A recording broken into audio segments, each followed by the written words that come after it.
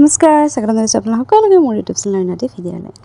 যোৱা সপ্তাহত আমি ঘৰৰ পৰা গৈছিলোঁহে 10 তাৰিখে গৈ আকৌ আহিলোঁ আজি 18 তাৰিখে ঘৰলৈ বুলি।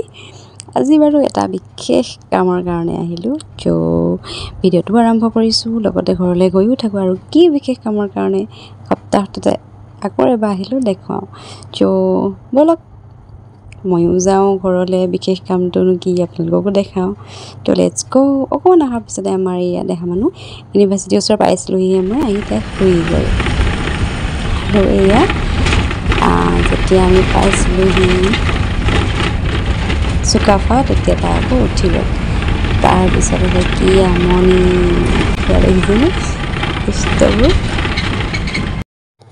এইখিনিতে এটা সঁচা কথা কৈ থওঁ দেই, যেতিয়া মিষ্টাৰে কয় মই এতিয়া যাব নোৱাৰিম, মোৰ কাম আছে, আৰু মই যেতিয়া বেডৰুমত গৈ মই পাৰিম দিয়া অকলে দেহাক লৈ যাওঁ, কিন্তু সঁচাকৈ যথেষ্টকণ আমনি হয় বাৰু।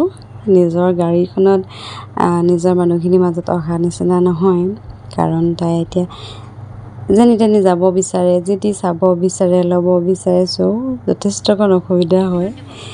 তথাপিতো মাৰ ঘৰত আহিবলৈ নেৰে, নহয় জানো। ক'ত গৈছে ক'ত গৈছে ক'ত গৈছে এইজনী হৈছে ইমান ডাঙৰ চবতকৈ সৰু এতিয়া তাই। আৰু আজি মই ঘৰলৈ অহা বিশেষ কাৰণটো হৈছে এইটো।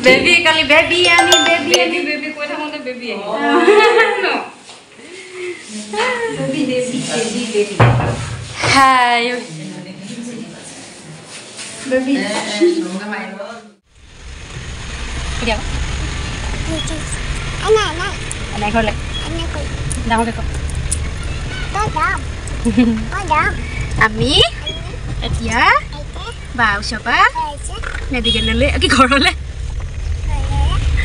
যাবলৈ লৈছোঁ।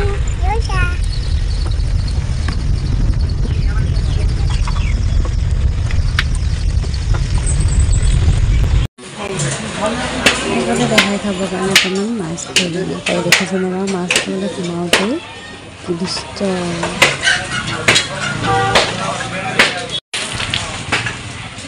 আহি মেলি পালোহি ঘৰ।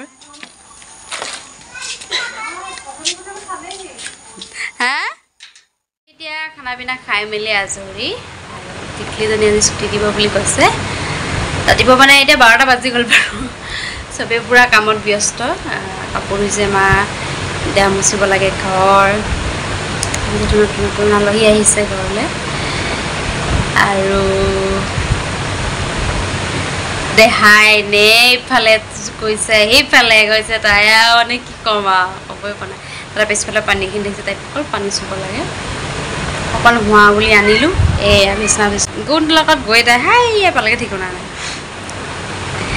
তাইক খুৱাই লওঁ, তাৰপিছত টিকলিজনী দেখাম ঘৰলৈ আহিব।